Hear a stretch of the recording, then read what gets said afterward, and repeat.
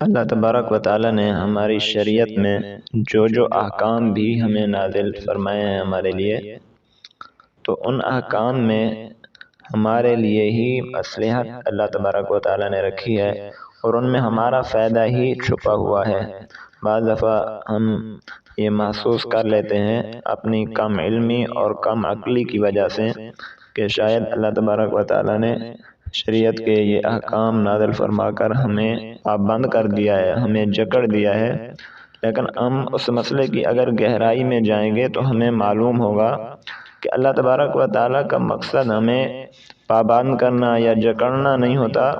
بلکہ آپ صلی اللہ علیہ وسلم کوئی حکم فرمائیں یا اللہ تبارک و تعالیٰ کوئی حکم فرمائیں تو ان کا مقصد ہمارا فائدہ ہوتا ہے کہ اگر بندے یہ کام کریں گے، اس حکم کے مطابق چلیں گے تو ان بندوں کا ہی فائدہ ہوگا۔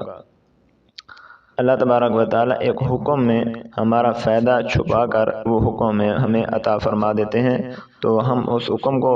جب پورا کرتے ہیں تو اس میں ہمارا فائدہ ہوتا ہے۔ تو اسی طرح شریعت کے احکامات میں سے ایک حکم ہے کہ نکاح میں کفو کا خیال کیا جائے، یعنی لڑکا لڑکی کا جب نکاح ہو تو برابری کا خیال رکھا جائے، خاندانی طور پر لڑکا لڑکی جو ہے برابر ہوں، پیشے کے لحاظ سے برابر ہوں، اور سب سے پہلی چیز جو ہے وہ دین اور مذہب ہے کہ مذہب کے لحاظ سے بھی وہ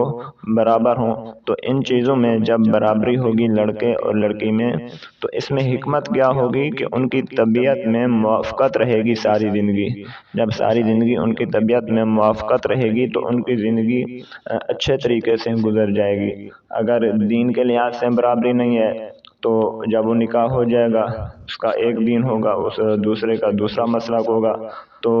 اس میں ہر موڑ پر وہ ایک دوسرے سے اختلافات ہی کرتے رہیں گے۔ اگر خاندانی طور پر برابری نہیں ہوگی تو اس کے عادات اطوار اور ہوں گے لڑکے کے، لڑکی کے عادات اطوار رہنے سہنے کے طریقے اور ہوں گے، تو پھر قدم قدم پر ناموافقت لڑائی جھگڑے ہو جائیں گے۔ اسی طرح اگر پیشے کے لحاظ سے برابری نہیں ہوگی تو اس میں بھی ہر وقت ان کا اختلاف ہوتا رہے گا۔ تو اللہ تبارک و تعالیٰ نے اسی لیے کفو کا برابری کا حکم دیا ہے تاکہ یہ سارے اختلافات پیدا ہی نہ ہوں۔ جب پہلے ہی نکاح سے پہلے ہی کافی ساری چیزوں میں ان کے اندر مماثلت ہوگی تو اختلافات کی گنجائش نہیں رہے گی۔ اختلافات ہوں گے بھی صحیح تو وہ معمولی درجے کے ہوں گے جن کو انسان خود ہی ختم کر سکتا ہے۔ تو اللہ تبارک و تعالیٰ نے یہ کفو اور برابری کا حکم دیا ہے، لیکن یہ دوسرا مسئلہ بھی یہاں سمجھیں کہ ایک ہے لڑکے اور لڑکی کا کفو، یعنی لڑکا اور لڑکی جن کا نکاح ہو رہا ہے وہ آپس میں برابر ہوں، اس کا خیال تو رکھنا ہے۔ لیکن والدین یہ غلطی کرتے ہیں کہ وہ اپنا کفو جو ہے وہ لڑکے اور لڑکی کے کفو پر مسلط کرنا چاہتے ہیں۔ یعنی بعض دفعہ یہ ہوتا ہے کہ لڑکے کے والدین جو ہیں اور لڑکی کے والدین وہ ہر لحاظ سے ایک طرح کے ہیں، لیکن لڑکا جو ہے بعض دفعہ یوں ہوتا ہے کہ وہ تعلیم میں اتنا آگے چلا جاتا ہے یا کسی پیشے میں یا تجارت میں اتنا آگے چلا جاتا ہے کہ اس کو خاندان میں اپنے کفو اور برابری کی لڑکی نہیں مل رہی ہوتی۔ اگر مل رہی ہوتی ہے خاندان میں تو وہ اس کے والدین جنہوں نے غربت میں زندگی گزاری ان کا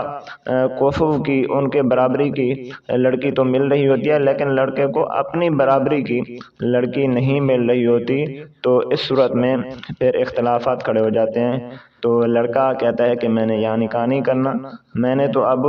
اپنی برابری اور اپنے پیشے کے لحاظ سے جو لڑکی ہوگی چاہے وہ میری رشتہ دار نہ ہو، خاندان کی نہ ہو، میں اس کے ساتھ نکاح کروں گا۔ اور اس صورت میں والدین ضد کرتے ہیں کہ ہمارے خاندان میں ہی، ہم اپنے خاندان میں ہی آپ کا نکاح کریں گے۔ تو اس صورت میں دونوں کو خیال رکھنا چاہیے۔ اگر لڑکا صبر کا مظاہرہ کرتا ہے اور اپنے والدین کی رضا کو مقدم رکھتا ہے اور اپنے والدین کی ترجیحات کو مقدم رکھتا ہے تو لڑکے کے لیے بھی باعث اجر ثواب اور برکت ہوگی۔ لیکن اگر لڑکا جو ہے اس کا خیال نہیں کرتا اور وہ اصرار کرتا ہے کہ میں تو اپنے ہم پیشہ لڑکی سے ہی نکاح کروں گا یا اپنے ہم پلہ لڑکی سے نکاح کروں گا، تو اس میں والدین کو ضد نہیں کرنی چاہیے، ان کو چھوڑ دینا چاہیے، کیونکہ آخر میں مستقبل میں گزارنا جو ہے لڑکے اور لڑکی نے ہے، والدین نے نہیں گزارنی، یعنی لڑکے اور لڑکی کے والدین نے آپس میں نہیں گزارنی، بلکہ لڑکے اور لڑکی نے ہی مستقبل میں ایک دوسرے کے ساتھ رہنا ہے اور انہوں نے ایک دوسرے کے ساتھ زندگی بسر کرنی ہے۔ تو اس میں والدین کو ضد نہیں کرنی چاہیے کہ ہم آپ کا نکاح ادھر ہی کریں گے، کیونکہ اگر ضد کریں گے بھی صحیح تو اس کا نتیجہ کیا ہوگا؟ اس کا نتیجہ پھر یہی ہوگا، پھر لڑکے اور لڑکی میں اختلافات کھڑے ہوں گے تو ان کا خمیازہ بھی پھر والدین کو ہی بھگتنا پڑے گا۔ لڑکے اور لڑکی میں جو بعد میں اختلافات اور لڑائیاں ہوگی، ظاہر ہے جب طبیعت موافق ہی نہیں ہوگی، جب پیشے کے لحاظ سے، اٹھنے بیٹھنے کے لحاظ سے، رہنے سہنے کے لحاظ سے لڑکے اور لڑکی میں برابری نہیں ہوگی تو ان میں اختلاف تو ہوگا، ظاہری بات ہے۔ تو اس اختلاف کا اثر اور نقصان جس طرح لڑکے اور لڑکی کو ہوگا، اسی طرح اس اختلافات اور لڑائی کا جو خمیازہ ہے وہ والدین کو بھی بھگتنا پڑے گا۔ تو اس لیے اگر لڑکا شریف ہے، صاحب الرائے ہے اور عقل رکھتا ہے، سمجھ رکھتا ہے اور وہ کسی اور جگہ نکاح کرنا چاہتا ہے تو والدین کو اس کی جو ہے ضد نہیں کرنی چاہیے کہ کفو میں ہی نکاح کرنا ہے۔ اور دوسرا مسئلہ یہ بھی سمجھیں کہ کفو میں جو نکاح کا حکم دیا گیا ہے، اس کو بھی یعنی برابری کو بھی بعض وجوہات کی بنا پر چھوڑنا جائز ہے، یہ ضروری نہیں ہے۔ خاص طور پر جب کوئی دینی مصلحت ہو کہ جس کی وجہ سے برابری، خاندانی برابری کو چھوڑنا پڑے تو اس صورت میں چھوڑنا جائز ہے، اس دینی مصلحت کو مقدم رکھتے ہوئے یا کوئی اور اہم مصلحت ہے اس کو مقدم رکھتے ہوئے، اس کو سامنے رکھتے ہوئے اگر یہ خاندانی برابری کو، کفو کو انسان چھوڑ دے، لڑکا اور اس کی والدین یا لڑکی اور اس کے والدین اس کفو کو چھوڑ دیں تو یہ ان کے لیے جائز ہے۔ بلکہ بعض دفعہ کوئی ایسی خاص مصلحت ہوتی ہے کہ خاندانی برابری جو ہے اس کو چھوڑنا ہی بہتر ہوتا ہے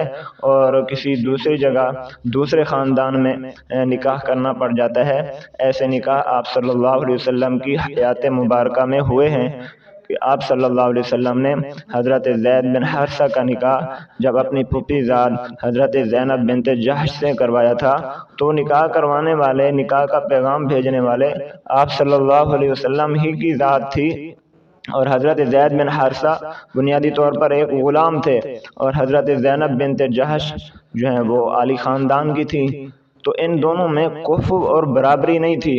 لیکن آپ صلی اللہ علیہ وسلم نے ایک دینی مصلحت کی وجہ سے ان کا نکاح کروایا، اور جب آپ صلی اللہ علیہ وسلم نے حکم دے دیا کہ ان کا نکاح ہونا چاہیے، اور پیغام نکاح بھی حضرت زید کی طرف سے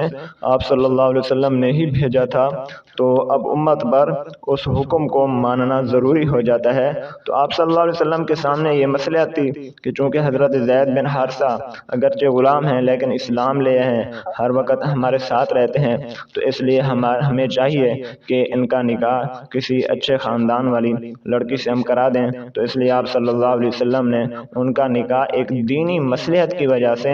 غیر کفو، غیر خاندان، غیر برابری میں کروایا۔ تو یہ دلیل ہے کہ غیر خاندان، غیر کفو، غیر برابری میں بھی دینی مصلحت کی وجہ سے یا کسی خاص اہم بات کی وجہ سے اگر نکاح کرا دیا جائے تو یہ بھی جائز ہے۔